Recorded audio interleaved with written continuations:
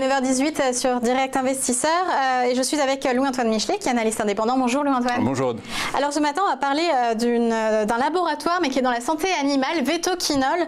Est-ce que vous pouvez nous la présenter brièvement? Bien sûr, évidemment. Donc Vetoquinol, c'est un groupe qui s'est spécialisé dans la recherche et développement, la fabrication et la distribution de produits de médicaments vétérinaires. En l'occurrence, il distingue deux types de produits, les essentiels et les complémentaires.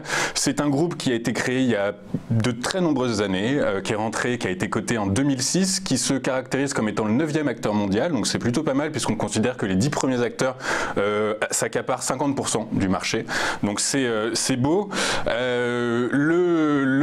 Pourquoi j'ai choisi cette valeur? Je l'aime doublement en fait. En réalité, pourquoi? Parce que les fondamentaux financiers sont très bons et les perspectives de croissance sont très bonnes. Et enfin, surtout au-delà de ça, puisque donc vous en parliez tout à l'heure, le CAC baisse, les places financières mondiales sont un peu dans l'expectative de ce qui va se passer. Et quand on regarde le parcours empirique de cette société, eh bien on se rend compte qu'entre 2008 et 2012, quand son benchmark, le CAC All Shares, perd 30% quasiment, le titre ne perd que 8%.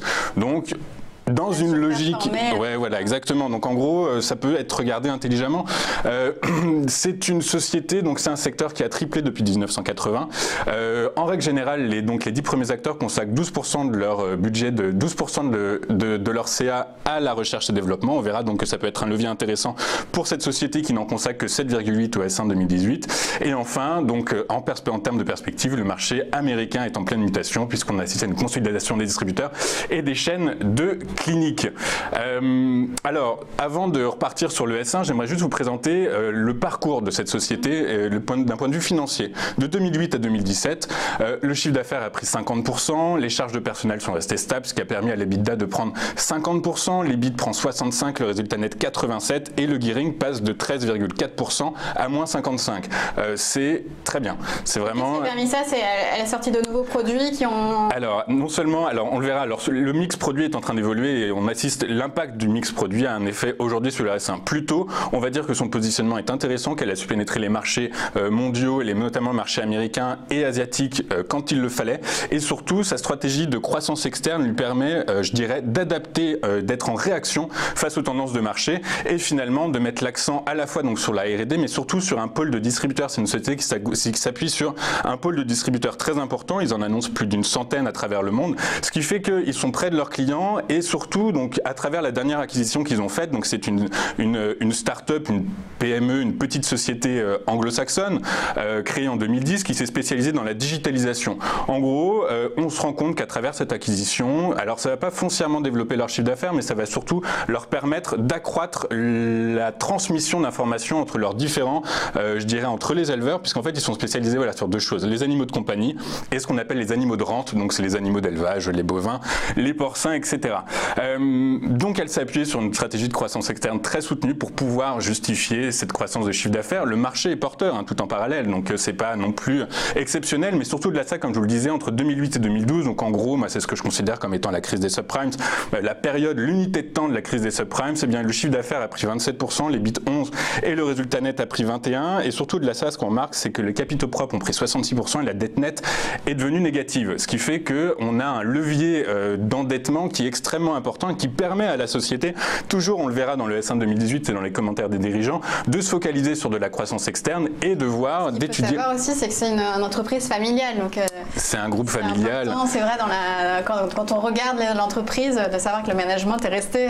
Exactement, le management est en place, ils connaissent leur métier, effectivement, c'est important. Et quand on analyse une PME, c'est très important de regarder le management, de connaître les hommes, de voir leur parcours, quels sont, je dirais, quel est leur parcours et est-ce que finalement le projet qu'ils souhaitent porter à travers leur société a du sens vis-à-vis de ce qu'ils sont en réalité. Chez Vetoquinol, ça a extrêmement de sens. Donc entre 2008 et 2012, donc en gros, le Veto perd 8,19 quand le CAC All Shares perd 33,04, on le voit sur le petit graphique. Donc typiquement, si on souhaite, on estime que macroéconomiquement, eh bien, il y a un risque de voir certaines places financières chuter, de voir, alors on le sait, les perspectives de croissance mondiale et par zone géographique sont soit stables, soit en baisse. Donc typiquement, on peut s'interroger, on peut essayer de voir est-ce que c'est intéressant de rester dans les actions, est-ce qu'il vaut mieux pas voler vers des produits de qualité et auquel cas travailler autre chose. libre à chacun. En tout cas, toujours est-il que ce graphique permet de voir que c'est une société qui sait absorber, je dirais, les chocs macroéconomiques. Commentons le S1. Le S1 qui est très bon, croissance du chiffre d'affaires. Le chiffre d'affaires est en croissance organique de quasiment 5%. Les territoires considérés comme stratégiques sont en croissance. 6,3 pour le continent américain. La zone Asie-Pacifique prend 8. L'Europe 2,4%. L'EBITDA est en hausse. La R&D est en augmentation puisqu'ils consacrent 7,8% de leur chiffre d'affaires à cette R&D. On voit que c'est plus bas que le secteur. Alors c'est plus bas que le secteur. Ça veut dire que typiquement c'est un secteur qui s'appuie sur la R&D. C'est-à-dire que sans cesse ils sont obligés de lancer de nouveaux produits parce que eh bien le bien-être animal et surtout la multiplication des ce qu'on appelle les animaux de compagnie, les nouveaux animaux de compagnie. Je sais pas comment ça va être. Est-ce qui est plus rentable que les animaux d'élevage? Oui. D'accord. Oui, enfin bon, probablement. En tout cas, toujours est-il que sur le S1 2018, l'EBITDA est en hausse, donc les R&D augmentent, le résultat net est en hausse. On assiste à une légère baisse des flux de trésorerie impactée par la hausse du BFR, ce qui est, je dirais, courant sur ce secteur d'activité, donc il ne faut pas s'en inquiéter. L'endettement net ressort négatif à 93 millions d'euros. Et enfin, on assiste à une hausse des capitaux propres par rapport au S1 2017. Donc tout ça est très bon, tout ça est très encourageant. Et surtout, au-delà de ça, quand on écoute le management, eh bien, on a, je dirais, des perspectives de croissance intéressantes et des leviers, des catalyseurs qui existent, qui sont là. Notamment par la montée en puissance des États-Unis, par la réduction de la dépendance de leur activité aux antibiotiques, puisqu'ils souhaitent passer cette part relative de 33% à 25%.